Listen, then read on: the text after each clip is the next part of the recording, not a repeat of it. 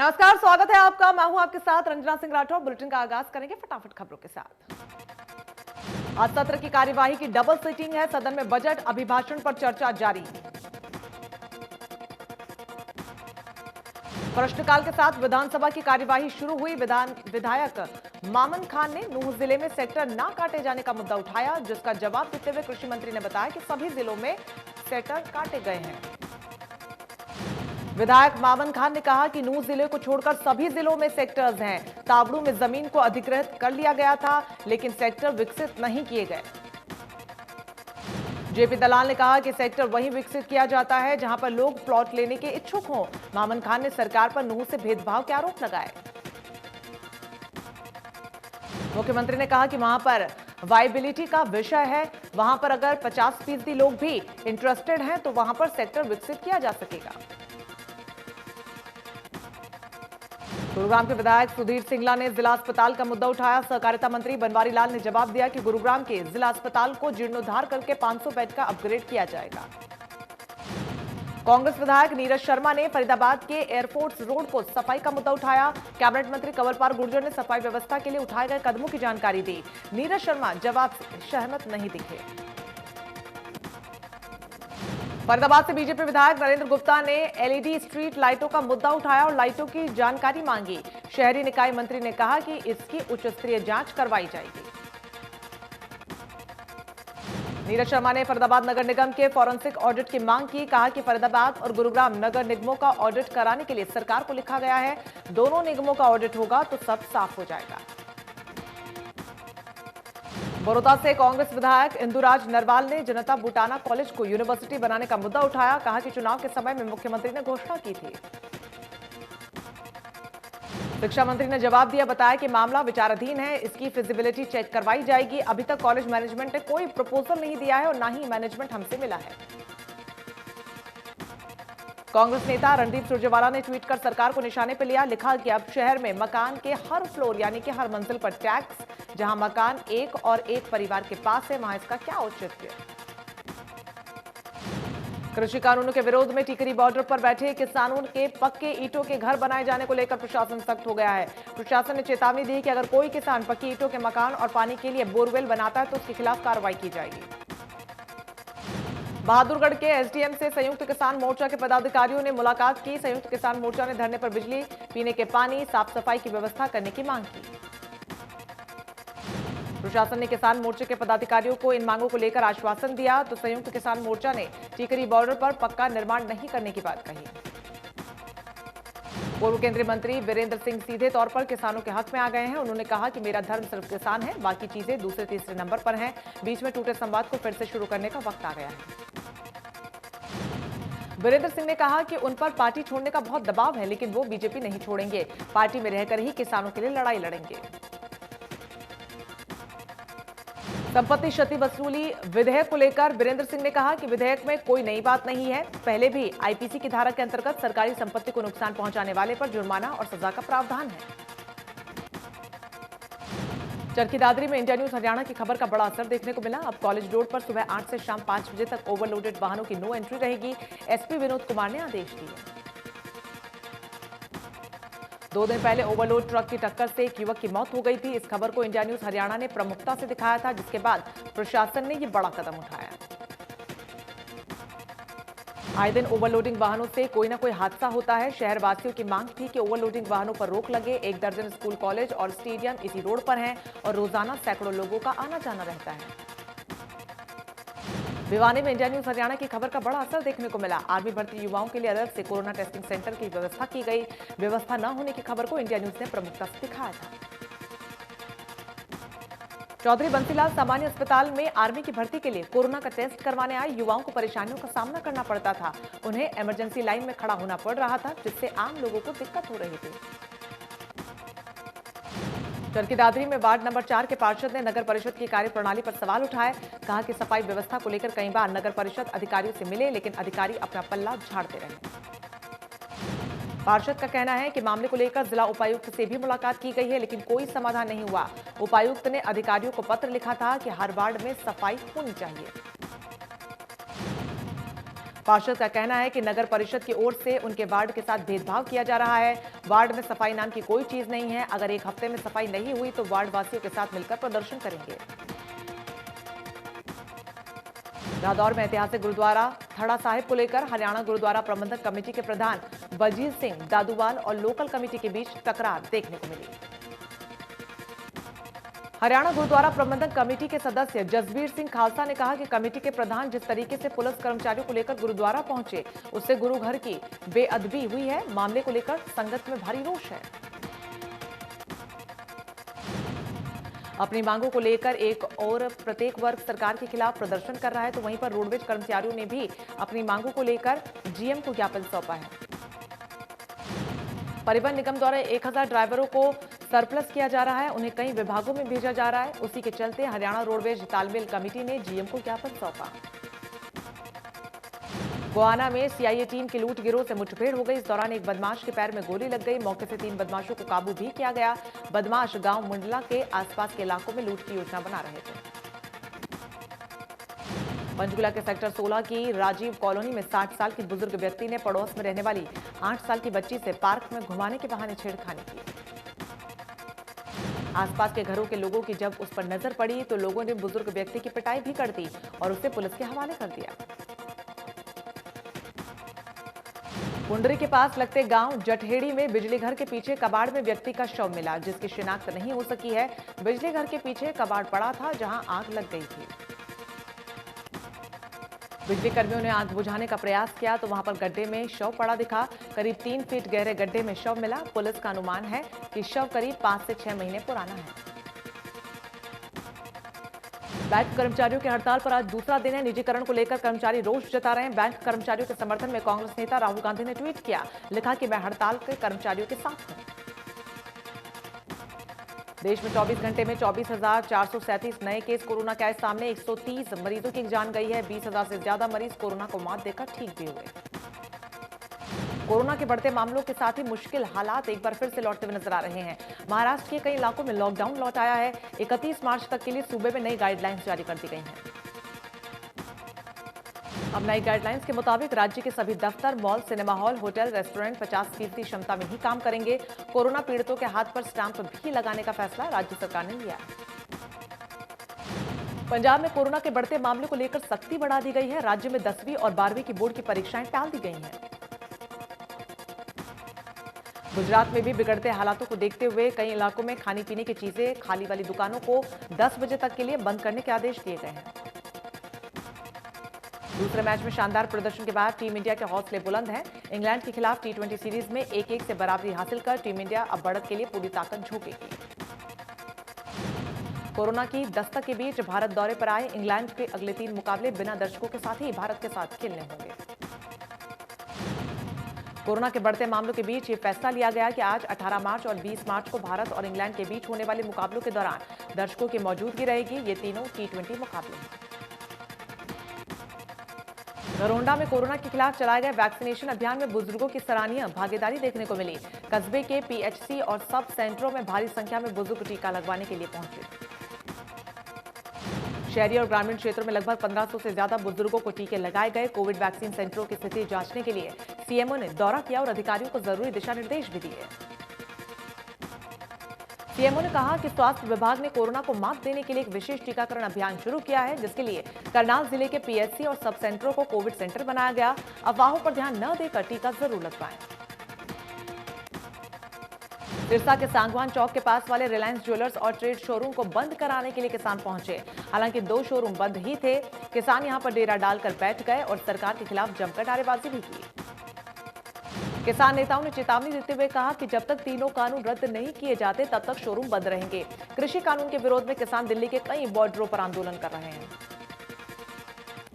NH19 पर सिकरी के पास उद्घाटन के 15 दिन बाद ही सड़क टूट जाने के मामले में इंडिया न्यूज हरियाणा ने प्रमुखता से इस खबर को दिखाया। खबर दिखाए जाने के बाद बड़ा असर होता हुआ नजर आया।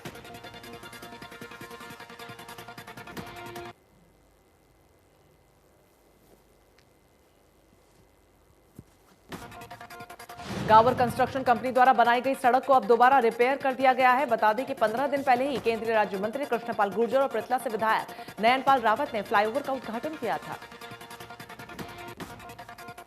नारनौंद में प्रशासन ने अवैध कब्जा कर पीला पंजा चलाया। नारनौंद के रेस्ट हाउस के पास मार्केट कमेटी की सरकारी जमीन पर एक व्यक्ति ने अवैध कब्जा कर रखा था। मार्केट कमेटी बोर्ड ने अपनी जमीन खाली कराने के लिए मुकदमा दर्ज करवाया था, जिसके बाद कोर्ट के आदेश आने के बाद अवैध कब्जे को हटाया गया। करनाल में डिटेक्टिव स्टाफ ने 4 शातिर ठगों को गिरफ्तार किया, जिन्होंने हरियाणा, पंजाब, राजस्थान, दिल्ली में कई वारदातों को अंजाम दिया। ये ठग लोगों को असली सिक्के दिखाकर नकली सिक्के बेचा करते थे। आरोपियों के पास से 95 नकली सिक्के, 50,000 नकद और 12 मोबाइल फोन बरामद किए गए। सोमवार और मंगलवार 2 दिन बैंक बंद रहेंगे। देश के 2 बैंकों के निजीकरण के प्रस्ताव के खिलाफ United forum of bank unions के बैनर तले 9 यूनियनों ने हड़ताल का ऐलान किया है। All India bank employees association ने यह दावा किया है कि करीब 10 लाख बैंक कर्मचारी हड़ताल में शामिल होंगे। हड़ताल के कारण उनके ऑफिस और ब्रांच में कामकाज पर असर पड़ सकता है। बैंकों को निजीकरण करने के विरोध में संयुक्त किसान मोर्चा के आह्वान पर किसानों और बैंक कर्मचारियों ने रेलवे स्टेशन पर विरोध प्रदर्शन किया। रेलवे स्टेशन पर किसानों ने केंद्र सरकार के खिलाफ जमकर नारेबाजी की। कृषि अध्यादेशों को लेकर टीकरी बॉर्डर पर डटे किसानों ने कॉर्पोरेट विरोधी दिवस मनाया। किसानों ने कहा कि सरकार सभी सरकारी महकमों का निजीकरण कर रही है, लेकिन सरकार को पता होना चाहिए कि सरकारी नौकरी न मिलने से बेरोजगारी बढ़ेगी। सरकारी बैंक के कर्मचारियों ने निजीकरण के खिलाफ 15 और 16 मार्च को हड़ताल का ऐलान किया, जिसकी वजह से सरकारी बैंक के कर्मचारी 2 दिन काम नहीं करेंगे। इस दौरान कर्मचारियों ने सरकार के खिलाफ नारेबाजी भी की। फरीदाबाद में सर्व कर्मचारी यूनियन के सदस्य ओल्ड फरीदाबाद रेलवे स्टेशन पर पहुंचे, जहां पर उन्होंने निजीकरण के विरोध में रेल रोकने की कोशिश की। सुरक्षा के मद्देनजर मौके पर भारी पुलिस बल को तैनात किया गया। अंबाला में केंद्र सरकार की नीतियों के खिलाफ बैंक कर्मचारियों के विरोध प्रदर्शन को देखने को मिला। बैंक कर्मचारियों ने निजीकरण को लेकर भारी रोष दिखाया, जिसके चलते उन्होंने प्रदर्शन के दौरान सरकार के खिलाफ जमकर नारेबाजी की। 2 दिवसीय बैंक कर्मियों की देशव्यापी हड़ताल के पहले दिन कर्मचारियों ने सरकार के खिलाफ भारी रोष दिखाया।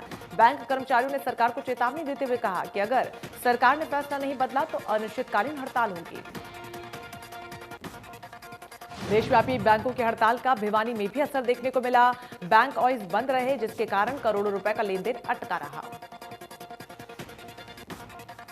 करनाल के सेक्टर 12 में भी बैंक कर्मचारियों ने धरना प्रदर्शन किया। बैंक कर्मचारियों ने सरकार से अपील की है कि बैंकों का निजीकरण न किया जाए। देशव्यापी हड़ताल में फतेहाबाद के भी बैंक कर्मचारी शामिल हुए, जहां पर कर्मचारियों ने सड़क पर उतरकर सरकार के खिलाफ जमकर नारेबाजी की और सरकार के खिलाफ रोष जाहिर किया। बैंक कर्मचारियों की माने तो सार्वजनिक क्षेत्र के बैंकों को निजीकरण की ओर धकेला जा रहा है। बैंकों के निजीकरण के खिलाफ बैंक कर्मचारी 15 और 16 मार्च को हड़ताल पर उतरे हैं। रेवाड़ी में भी बैंक कर्मचारी सरकार के खिलाफ प्रदर्शन कर रहे हैं। 15 और 16 मार्च को विवाद समारोह की अधिवक्ता के कारण बैंक ग्राहकों को बेहद परेशानी हुई। अधिकांश एटीएम पर लोगों को पैसे नहीं मिल रहे। चरखी दादरी में भी union all national employees federation ने 2 दिन की बैंकों की हड़ताल की घोषणा की। जिला प्रधान ने बताया कि सरकार निजीकरण बंद करे, नहीं तो आंदोलन को तेज करेंगे। टोहाना के एसबीआई बैंक के सामने सरकारी बैंक के कर्मचारियों ने एकजुट होकर केंद्र सरकार के खिलाफ प्रदर्शन किया। इस दौरान उन्होंने सरकारी संपत्तियों को बेचने का आरोप भी लगाया। हालांकि सरकार की तरफ से कहा गया कि अभी किसी भी बैंक का कोई नाम सुनिश्चित नहीं किया गया, इसलिए कर्मचारी बेवजह हड़ताल पर न जाएं। सरकार के कर्मचारियों को ठेस पहुंचाने की कोई मंशा नहीं है। सिरसा में भी बैंकों की हड़ताल से लोगों को परेशानी हुई। बैंक कर्मी सरकार के खिलाफ जोरदार प्रदर्शन कर रहे हैं। 2 दिवसीय हड़ताल के दौरान बैंक कर्मचारियों ने सरकार के खिलाफ जमकर नारेबाजी की। इस दौरान कर्मचारियों ने सरकार से मांग की कि उनकी मांगों को जल्द से जल्द माना जाए। केंद्रीय ट्रेड यूनियन एवं कर्मचारी संगठनों के आह्वान पर निजीकरण की मुहिम के खिलाफ प्रदेश भर में रेलवे स्टेशन पर प्रदर्शन किया गया। इसी के तहत कैथल में भी कर्मचारियों और किसानों ने उनके समर्थन में धरना प्रदर्शन किया। संयुक्त किसान मोर्चा के आह्वान पर कई संगठनों ने रेलवे स्टेशन पर विरोध प्रदर्शन किया। तीनों कृषि कानूनों को रद्द करने, रेलवे स्टेशन और हवाई अड्डों के निजीकरण, बढ़ती महंगाई जैसे मुद्दों को लेकर प्रदर्शन किया गया। सिरसा में सर्व कर्मचारी संघ ने सरकार के खिलाफ प्रदर्शन किया। पेट्रोल और डीजल के बढ़े दाम वापस लेने की मांग की गई। कृषि कानून रद्द करने सहित अन्य मांगों को लेकर नारेबाजी की गई। गोला चीका में सैकड़ों की तादाद में मोटरसाइकिल रेहड़ी चालक पुलिस की कार्रवाई से परेशान होकर बीजेपी के पूर्व विधायक कुलवंत बाजीगर से मिलने पहुंचे, उनसे मदद की गुहार लगाई। नूंह में तेजी से मलेरिया मुक्त होने की तरफ बढ़ता हुआ नजर आ रहा है। 3-4 साल पहले जिले में मलेरिया के सबसे ज्यादा केसेस पाए जाते थे, लेकिन इस साल मलेरिया का एक भी मामला सामने नहीं आया। सिरसा में कोर्ट के आदेश को लेकर पुलिस ने सिविल लाइन थाना परिसर में डीएसपी आर्यन चौधरी सहित अन्य अधिकारियों की उपस्थिति में शराब को नष्ट किया। गोहाना में कुछ निजी अस्पताल संचालक खुले में बायोमेडिकल वेस्ट फेंक रहे हैं, जो कि लोगों के स्वास्थ्य और पर्यावरण के लिए घातक है। ऐसे में सफाई कर्मचारियों को कूड़ा उठाने में भी परेशानी होती है। चरखी दादरी के गांव समस्तपुर में गली निर्माण के एवज में ग्राम सचिव व पंचायती विभाग के जूनियर इंजीनियर जेई की तरफ से ठेकेदार से कमीशन लेने का मामला सामने आया। इस संबंध में शिकायत के वीडियो मिलने पर जिला उपायुक्त राजेश जोगपाल ने उक्त ग्राम सचिव व जेई को सस्पेंड कर दिया। साथ ही अतिरिक्त उपायुक्त को मामले की जानकारी सौंप दी। गुरुग्राम में युवक और युवती की दबंगई का वीडियो सामने आया, जिसमें एक युवती संदीप नाम के एक युवक को पीटती हुई नजर आ रही है। ये वीडियो गुरुग्राम के पालम विहार का बताया जा रहा है। बेरहम युवती युवक संदीप के लहूलुहान होने के बाद भी मारपीट करती रही। मामले की जानकारी पुलिस को दी गई है। दोनों ही आरोपी पुलिस की गिरफ्त से बाहर हैं। इंडिया न्यूज हरियाणा की खबर का बड़ा असर हुआ है। 20 साल पुरानी मुश्किलों से लोगों को राहत मिली है। शीतला कॉलोनी में बिजली की तारों के जंजाल से लोगों को राहत मिली है। दर्जनों घरों के अंदर से जा रही थी 440 वोल्ट की तारें। इंडिया न्यूज ने शनिवार को उठाया था मुद्दा। बीजेपी नेता नवीन गोयल ने दिया था समस्या के हल का आश्वासन। बल्लभगढ़ के दशहरा मैदान में सीवर की गंदगी के ढेर से लोगों का निकलना मुश्किल हो रहा है। गंदी बदबू के कारण लोगों में बीमारी फैलने का भी खतरा बना हुआ है। लोग अपने मुंह पर कपड़ा ढककर बाहर निकलते हैं।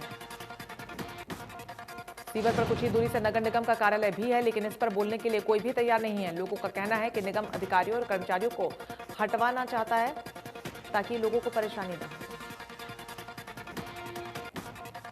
फरीदाबाद में नेशनल हाईवे 19 पर सीकरी में फ्लाईओवर बनाने वाली कंपनी की बड़ी लापरवाही सामने आई है। 15 दिनों पहले ही फ्लाईओवर के हुए उद्घाटन के बाद कई जगह सड़क टूट गई।